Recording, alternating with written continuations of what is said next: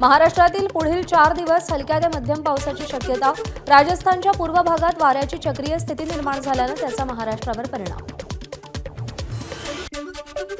अमरावती जिल्ह्यातील मोझरी गावात गारपिटीसह अवकाळी पाऊस, पिकांना मोठा फटका बसण्याची शक्यता। भंडाऱ्यात सलग 5व्या दिवशी वादळी वाऱ्यासह अवकाळी पावसाची हजेरी, काही घरांवरचे पत्रे उडाले, पावसामुळे आंबा पिकाचंही मोठं नुकसान। सोलापुरात तापमानानं उच्चांक गाठला, तब्बल 41.1 अंश तापमानाची नोंद, वाढत्या तापमानामुळे नागरिक त्रस्त।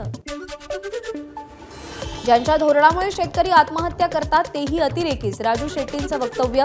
झेपणार नव्हतं तर कर्जमाफीचं आश्वासन दिलं कशाला, शेट्टींचा सरकारला खरमरीत सवाल। जलजीवन मिशनचं काम कुचकामी ठरलं, नरहरी झिरवाळांचा सरकारला घरचा आहेर, याबाबत केंद्राला कळवल्याचीही झिरवाळांची माहिती। नांदेडमध्ये खरीप हंगामाच्या बैठकीला कृषी अधिकारीच गैरहजर, पालकमंत्री अतुल सावेंकडून फोनवरून कृषी अधिकाऱ्यांना खडेबोल, महावितरण विभाग आणि पीक विम्याच्या वाढत्या तक्रारीवरून कृषी अधिकाऱ्यांना सुनावलं।